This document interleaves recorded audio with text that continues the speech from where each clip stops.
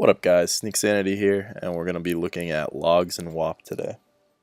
So logs are very powerful because they can give you an understanding of exactly what the bot is doing, and it's one of the reasons that I really wanted to get WAP because I like to have control of how I set up my tasks and everything, and I don't know if you've noticed that theme, but that's basically what WAP is all about. It's about putting the control in the user's hand.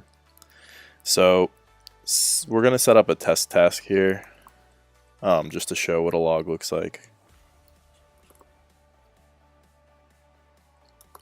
So we're going to do a pre-cart and a pre-post shipping.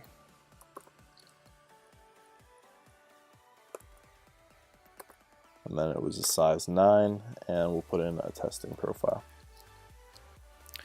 So something helpful that you can use the log for is if you're testing a new site that you don't know how they use shipping, you can try pre-cart, pre-post. As I had mentioned in a previous video, the shipping options need to align between the new item and the pre-carted item in order for pre-post to work properly. Basically what pre-post shipping does is it pre-selects your shipping method, so they need to be the same. So the way to check if that's the case, you can run a test task with a fake profile. When you hit run, you'll see all this stuff. We'll go through it more when we get into the log. So now when we go over to the log here, you can see that once it went to idle, which was right here, throughout here you can see that it found an item, it added it to cart, it got a checkout session, and it pre-posted the shipping method, and it picked expedited parcel USA. So I specifically chose these items because I know they have different shipping rates. One of them is weight based and the other one is just a static one. So say you're testing a site and you see something like this, and you see this within your log, it says shipping rate changed.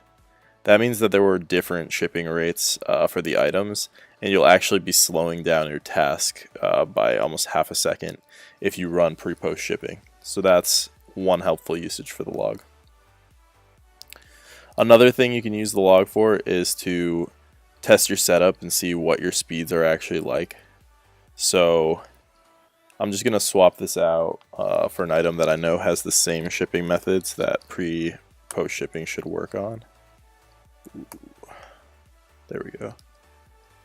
So we'll do a size 11 in the zebra.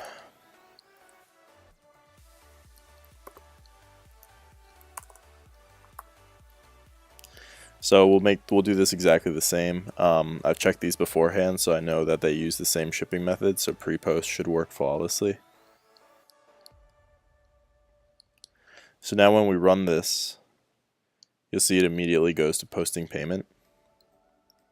And when you see people in the Discord comparing checkout times, basically what you want to do is you want to go to the first thing under idle and then go to the first time you see posting payment. So right here you can see that I checked out in about 0.5 seconds, 0.535 seconds.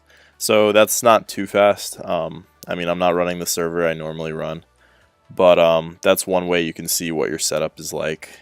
I mean, by no means is 0.5 seconds slow, but I've been able to get it down to about 0.3. In future versions of WAP, you'll see WAP is implementing like a Discord webhook feature, which will automatically report the checkout speeds. So it'll make testing a lot easier and to figure out what the best proxy server combination is.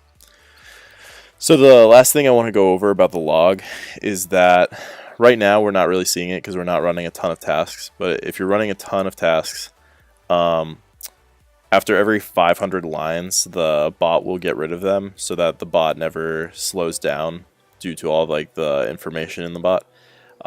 So if you want to look at all of your logs, then you have to go somewhere else within your system. So we'll just close out of this, and what you can do is hit, I'm running on a Mac, so I hit Command R. I think for Windows it's Control R. And then you just go to %appdata%, and that'll just search for the app data folder. From there you go to WAP.WAP and logs, and here you can see the logs for the different instances you ran. And you can just like go into these and you can see exactly what the task did in its entirety for all the times that you ran. All right, so that's about everything for logs, and I hope this helps you.